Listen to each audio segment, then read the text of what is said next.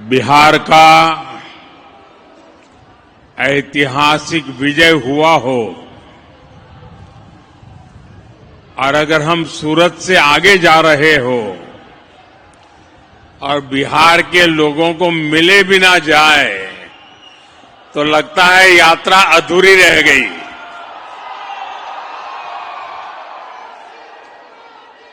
और इसलिए गुजरात में रहने वाले और खास करके सूरत में रहने वाले मेरे बिहारी भाइयों का हक बनता है और इसलिए मेरी स्वाभाविक जिम्मेवारी भी बनती है कि आप लोगों के बीच आकर के इस विजयोत्सव की कुछ पल का मैं भी हिस्सा बनूं।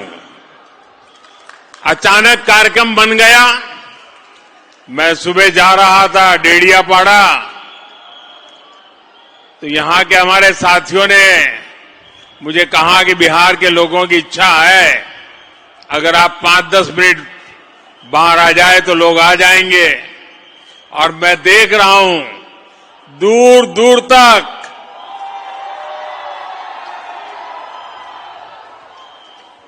काफी मात्रा में लोग बाहर भी दिखते हैं। साथियों, आप भी जानते हैं, बिहार के लोग भी जानते हैं, हम वो पार्टी हैं। जब हम गुजरात में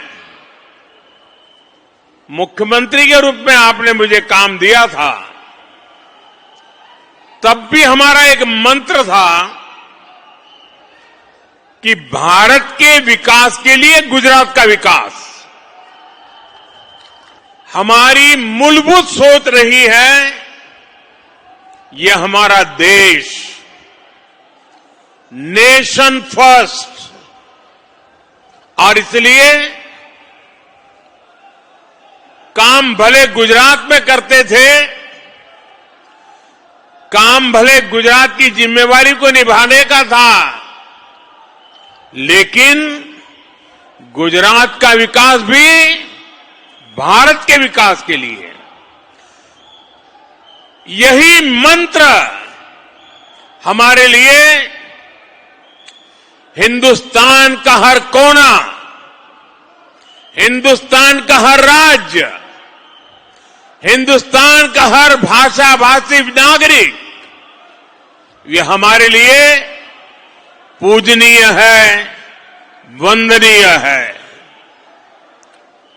और इसलिए बिहार का भी गौरव करना,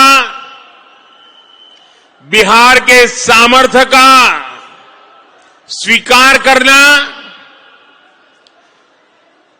ये हमारे लिए बहुत सहज बात है। और मैं सूरत के मीडिया के लोगों को कहूंगा कि वे लोग थोड़ा रिसर्च करेंगे तो उनके अखबारों में एक चीज छपी हुई है। जब बिहार के 100 साल हुए तो बिहार में तो उसका जश्न होना बहुत स्वाभाविक था, लेकिन बिहार के बाहर हमने गुजरात में बिहार के 100 साल आन बान शान के साथ मनाए थे। इतना ही नहीं, हमने बिहार के भिन्न भिन्न क्षेत्रों में जिन्होंने प्रगति की थी, जिन्होंने बिहार की विकास यात्रा में योगदान किया था, ऐसे भिन्न भिन्न क्षेत्र के 100 लोगों को सूरत में बुला करके उनका सार्वजनिक सम्मान किया था। क्योंकि बिहार की वो टैलेंट, बिहार का वो सामर्थ्य, उसकी ताकत हम भली भांति पहले से जानते रहे हैं। साथियों, ये चुनाव सूरत में रहने वाले बिहार के मेरे भाई बहनों की तो पल पल की नजर थी और मैंने देखा है कि बिहार के लोगों को राजनीति समझानी नहीं पड़ती है।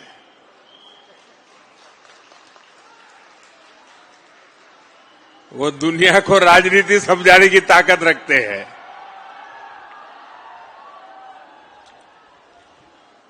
देखिए, इस चुनाव में एनडीए गठबंधन जो विजयी हुआ है और महागठबंधन जो पराजित हुआ है, उन दोनों के बीच में 10% जितने वोट का फर्क है, 10%। ये बहुत बड़ी बात है जी। यानी सामान्य मतदाता ने एक तरफा, और मुद्दा क्या? विकास। आज बिहार के अंदर विकास के प्रति जो ललक है, हर जगह पे महसूस होती थी। और मैंने देखा था जब कोविड के समय देश भर से हमारे श्रमिक भाई बहन मुसीबत में थे, लॉकडाउन था, पैदल चल चल करके अपने वतन की ओर जा रहे थे।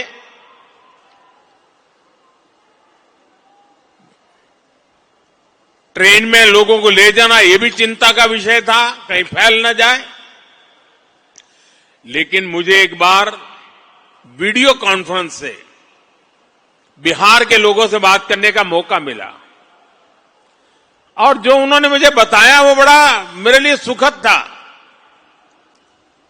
वे पैदल गए थे, कई लंबे लंबे समय तक पैदल चले, कहीं व्हीकल मिला फिर पैदल गए। कुछ लोगों ने वहां जाकर के इस समय का उपयोग करके कोई न कोई व्यवसाय शुरू किया। और जब मेरी उनसे वीडियो कॉन्फ्रेंस से बात हुई तो मैं हैरान था कि इतने कम समय में उन्होंने इतनी प्रगति कर दी थी। तो उन्होंने कहा, कोविड हमारे लिए तो आशीर्वाद बन गया। बोले अब हम तो किसी राज्य में वापस नहीं जाएंगे, हम तो यहीं रहेंगे। ये बिहार के लोगों की ताकत है।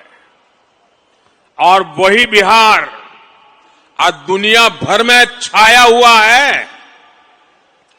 दुनिया में कहीं जाइए, बिहार की टैलेंट आपको नजर आएगी। और ऐसा बिहार अब विकास में नई ऊंचाई को प्राप्त करने का मिजाज दिखा रहा है। इस चुनाव में उस मिजाज के दर्शन हुए हैं। बिहार की माताएं बहनें और बिहार के नौजवान, महिला युवा, ये एक ऐसा माई कॉम्बिनेशन बना है जिसने आने वाले अनेक दशकों की राजनीति का नींव मजबूत कर दी है दोस्तों। और जो राजनीति का अध्यक्ष लोग हैं, जो राजनीति पर विवेचना करते हैं, उनको कई महीने लगने वाले हैं बिहार के चुनाव नतीजों का क्या क्या प्रभाव होने वाला है इसका एनालिसिस करने में। और मैं साफ मानता हूं, हिंदुस्तान की राजनीति में इस चुनाव में आपने देखा होगा, पिछले 2 साल से बिहार में ये जमानती नेता जो जमानत पर घूम रहे हैं, वे बिहार में जा करके जातिवाद का भाषण देते रहते थे। और उनसे जितनी ताकत थी उन्होंने जातिवाद का जहर फैलाने की थी। और पुराने जमाने से उनको लगता था शायद इससे उनका खेल हो जाएगा। बिहार के इस चुनाव ने जातिवाद के उस जहर को पूरी तरह नकार दिया है। ये देश के लिए बहुत ही उज्जवल संकेत है। बिहार के अंदर सार्वजनिक कार्यक्रमों में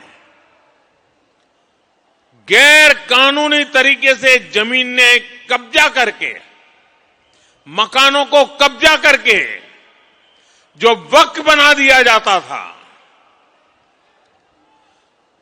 हमने देखा था तमिलनाडु में हजार हजार साल पुराने गांव के गांव वक्फ प्रॉपर्टी बना दिए गए थे। देश भर में चिंता बन पड़ी थी। तब जाकर के हमने पार्लियामेंट में कानून पास किया वक्फ को लेकर के।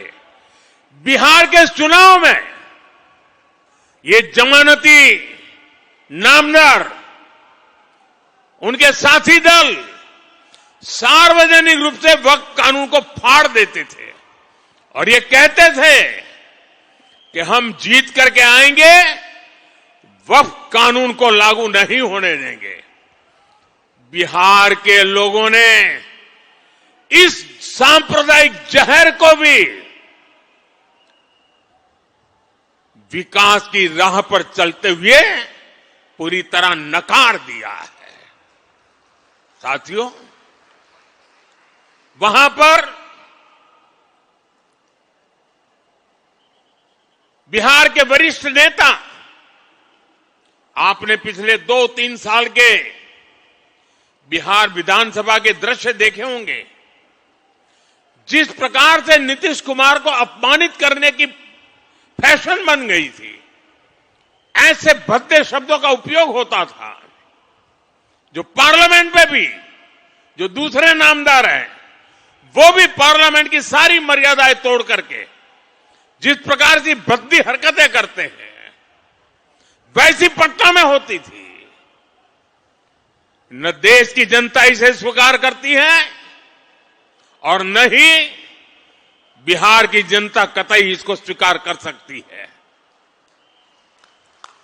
ऐसे कई बातें हैं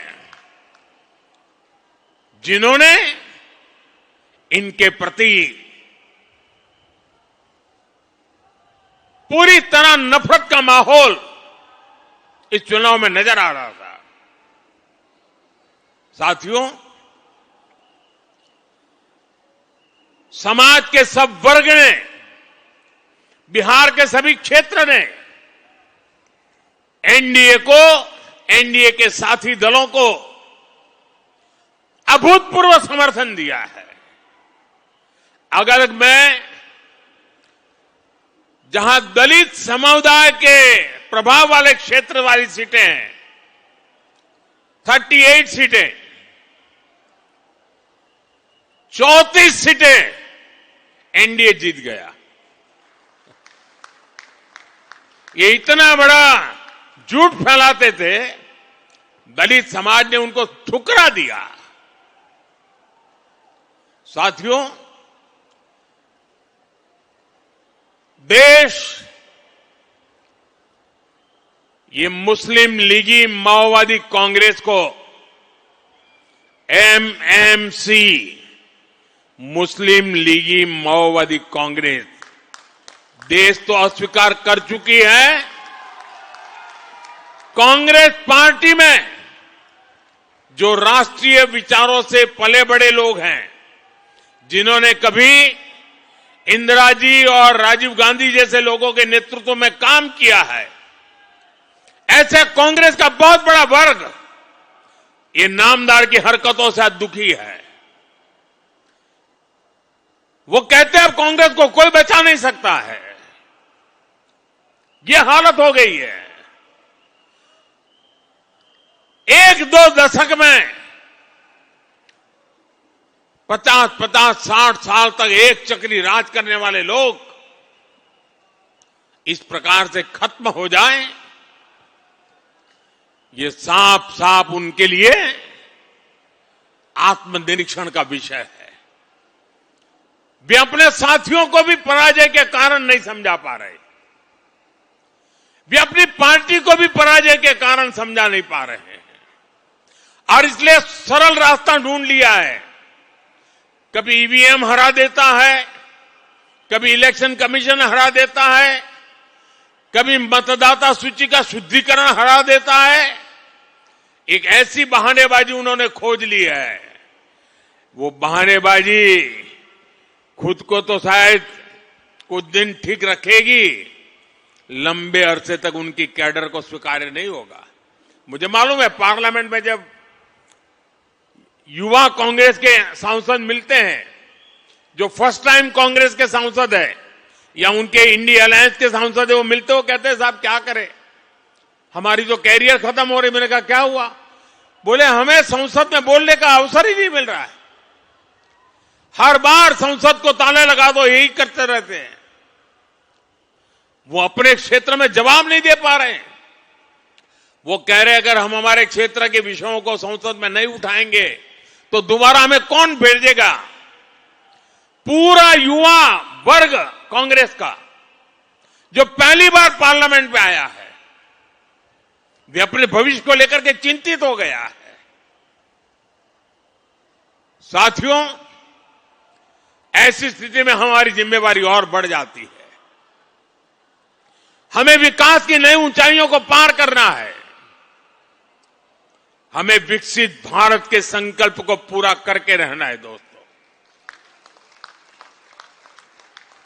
मैं जानता हूं स्वदेशी उनके मुंह से नहीं निकलता है, आत्मनिर्भर भारत उनके मुंह से नहीं निकलता है, विकसित भारत बनना चाहिए वो नहीं निकलता है, क्योंकि उनकी प्राथमिकता ही यह देश नहीं है, ये देश के लोग नहीं है, ये देश के लोगों का भविष्य नहीं है। मैं नौजवान साथियों को कहना चाहता हूं, जिनकी सोच युवाओं के उत्कर्ष के लिए नहीं हो सकती है, उनको युवा कभी स्वीकार नहीं कर सकता है। और इसलिए साथियों, बिहार के चुनाव नतीजे हिंदुस्तान की राजनीति के अत्यंत महत्वपूर्ण नतीजे हैं। और मैंने कल भी कहा था कि लोकसभा के चुनाव के बाद जितने राज्यों में चुनाव हुए, सब जगह पे उनकी हालत खराब है। 5 या 6 राज्यों में चुनाव हुए, उन सबके कुल मिला के कांग्रेस को जो एमएलए मिले हैं, उससे ज्यादा कल हमें अकेले बिहार में मिले हैं। ये हाल है। लेकिन साथियों, हर विजय हमारे लिए जिम्मेवारी लेकर के आता है। हर विजय हमें कुछ ज्यादा देश के लिए करने की प्रेरणा देता है। हर विजय जन सामान्य के साथ जुड़ने की हमें प्रेरणा देता है। इस मंत्र को लेकर के हमें चलना है। आज जनजातीय गौरव दिवस है। भगवान बिरसा मुंडा की 150 वर्ष हुए हैं। आज उनकी जन्म जयंती है। हम सब के लिए ये जनजातीय गौरव दिवस भी उतना ही महत्वपूर्ण है। आज जो शानदार कार्यक्रम डेढ़ियापाड़ा में मुझे करने का अवसर मिला, इस महत्वपूर्ण अवसर में उसको भागीदार होने का मुझे अवसर मिला, और अभी सूरत के लोगों के दर्शन करने का अवसर मिला। ये मेरे लिए सौभाग्य की बात है। मेरे साथ बोलिए भारत माता की, भारत माता की।